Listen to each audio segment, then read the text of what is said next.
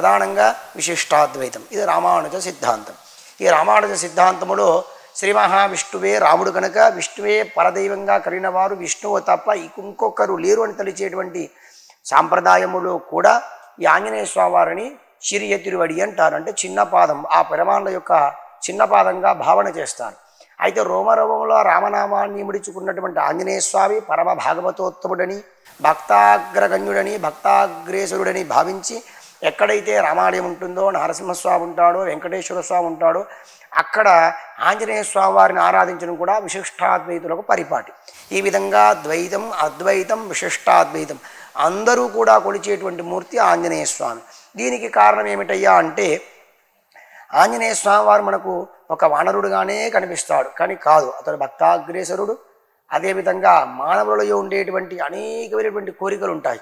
ఏవి కోరికలు ఉంటాయి? వివాహమని, సంతానమని, సౌభాగ్యమని, కార్యసిద్ధని, అపమృత్యుదోషమని, భయమని, శత్రుపీడ అని, పరయంత్రమని, పరమంత్రమని, ఈ విధంగా ఎన్నో సమస్యలతో మానవులు బాధపడుతున్నారు. అన్ని సమస్యలకు ఆంజనేయ స్వామి వారి పరిష్కారం మనకు వారి నామం ద్వారా తెలుస్తుంది.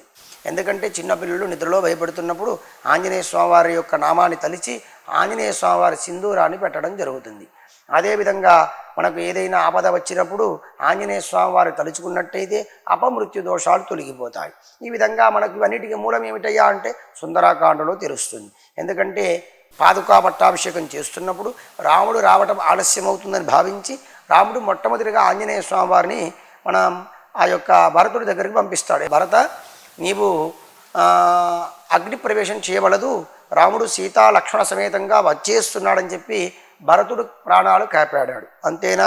కాదయ్యా, లక్ష్మణుడు మూర్ఛపోయినప్పుడు ఆ యొక్క ఆంజనేయ స్వామి వారు సంజీవిని పర్వతం తీసుకువచ్చి అందులో ఉండేటువంటి సంజీవని పర్వతంలో ఉండేటువంటి మూలికల ద్వారా లక్ష్మణుడి ప్రాణాలు కాపాడాడు. కాబట్టి లక్ష్మణ ప్రాణదాత చ దశగ్రీవస్సు దర్పహ అని చెప్తారు. అంతేకాదు, సీతమ్మ వారు లంకానగరంలో శించుపా వృక్షం కింద ఉన్నప్పుడు ఇంకా ఆమె ప్రాయోపవేశం చేద్దాం, చనిపోదాం, ఇంకా నాకు ఇక్కడ ఎవరు నా అంటూ ఎవరూ లేరు, ఇక్కడ నాకు కాపాడేవారు లేరు, రాముడు వచ్చేటట్టుగా లేడు, రాముడి యొక్క మంచి చెడులో నాకు తెలవటం లేదు. ఇప్పటికీ 10 మాసాలు గడిచిపోయింది. మొత్తం 12 మాసాలు, 1 సంవత్సరం పాటు లంకలో ఉంటుంది. లంకలో సీతమ్మ వారిని బంధిస్తాడు రావణాసురుడు. అప్పుడు 10 మాసాల తర్వాతగా మొట్టమొదట హనుమత్ దర్శనంతో ఆంజనేయ స్వామి వారి యొక్క దర్శన వాక్యం చేత సీతమ్మ వారు తన యొక్క ప్రాణం లేచి నిలబడ్డది. వాస్తవానికి కూడా సీతమ్మ వారు ఆ యొక్క లంకానగరంలో ఉన్నప్పుడు తన మనస్సును ఎల్లవేళలా రాముడి శ్రీచరణ పాదాల పద్మాలపై ఉంచి కేవలం దేహం మాత్రమే లంకలో ఉంది, తమ ఆత్మ లంకలో లేదు, రాముడి పాదాల వంతే ఉంది, శరీరం మాత్రమే లంకలో ఉంది. అలాంటి ఆత్మను రాముడి దగ్గర నుంచి శరీరంలో ఉంచి రాముడు ఇట్లా ఉన్నాడు, ఇక్కడ వస్తాడు, స్వామి సీతమ్మ నీకేమీ భయము లేదు, ఖచ్చితంగా రాముడు వచ్చి నేను తీసుకువెళ్తాడని ధైర్యం చెప్పి తన ప్రాణాలు నిలిపిన వాడు కనుక సీతా శోక వినాశకాయ నమః అని చెప్తారు. సీతమ్మ వారి యొక్క బాధను తొలగించిన వాడు ఆంజనేయ స్వామి.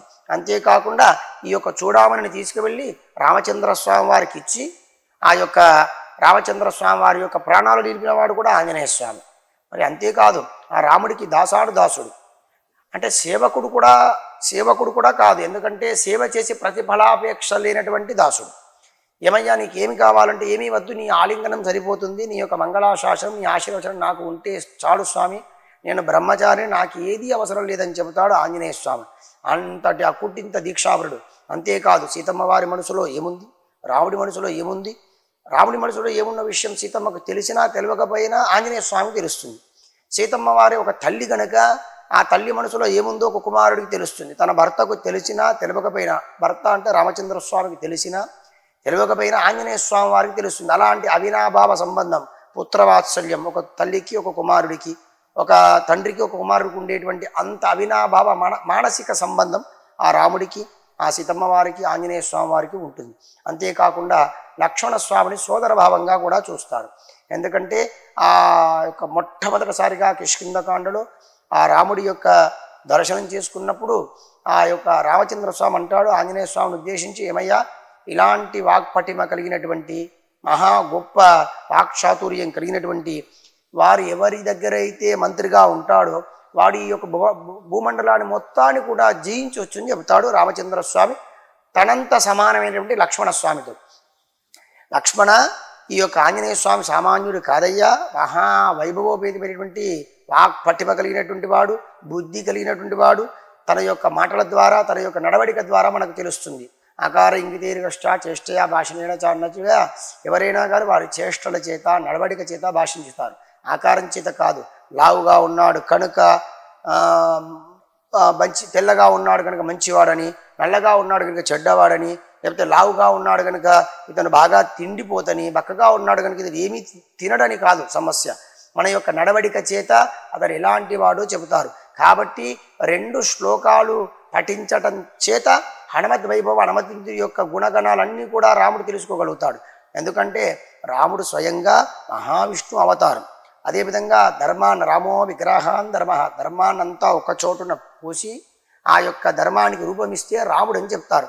అందుకొరకే ఈ యొక్క శ్రీమద్ రామాయణంలో ఆ యొక్క వాల్మీకి యొక్క సుందరకాండ మహావైభవపేతంగా ఉంటుంది. అయితే ఎవరైతే ఆ యొక్క ఆంజనేయ స్వామి వారి యొక్క సుందరాకాండ వైభవాన్ని తెలుసుకుంటారో, వివాహం కాని వారికి వివాహము, అదేవిధంగా సంతానం కాని వారికి సంతానము, అదేవిధంగా ఎవరికైనా కార్యములో ఆటంకత ఉన్నట్టయితే ఆ ఆటంకాలన్నీ కూడా తొలగిపోయి కార్యం నెరవేరుతుంది. అందుకొరకే తమస్మిన్ కార్య నిర్యోగే ప్రమాణం హరిసత్తమ హనుమాన్యత్నమాస్తాయ దుఃఖక్షయకరో భవ. ఇలాంటి గొప్ప కార్యాన్ని సాధించేటువంటి వాడివి నీ ఒక్కడవే హనుమా, నా యొక్క దుఃఖాన్ని తొలగించేవాడివి కూడా నీవే అని చెప్పి స్వయంగా సీతమ్మ వారు ఆంజనేయ స్వామి వారితో అంటుంది. అలాంటి దుఃఖాలను మానవుల యొక్క దుఃఖాలను తొలగించేటువంటి వాడు ఆంజనేయ స్వామి వారు. ఒక భక్తుడి బాధ ఒక భక్తుడికే తెలుస్తుంది అన్నట్టుగా, ఒక భగవంతుడికి, ఒక భక్తుడికి అనుసంధానకర్తగా ఆచార్యుడు ఉన్నట్టుగా మనకి ఆంజనేయ స్వామి వారు ఒక ఆచార్య స్వరూపం. ఎందుకంటే సీతమ్మ వారి యొక్క రాముడికి మధ్యలో ఆంజనేయ స్వామి ఎట్లయితే ఆచార్యత్వం కానీ పౌరోహిత్యం కానీ చేసి ఉన్నాడో, అదేవిధంగా ఇప్పుడు మనకు కూడా భగవంతుడికి మనకు మధ్యలో ఆంజనేయ స్వామి వారు ఉంచుకున్నట్టయితే, ఆంజనేయ స్వామి వారు ఆరాధించినట్టయితే, ఆంజనేయ స్వామి వారి అనుగ్రహంతో పాటుగా ఆ భగవంతుడైనటువంటి రామచంద్ర స్వామి అనుగ్రహాన్ని కూడా పరిపూర్ణంగా పొందుతాము.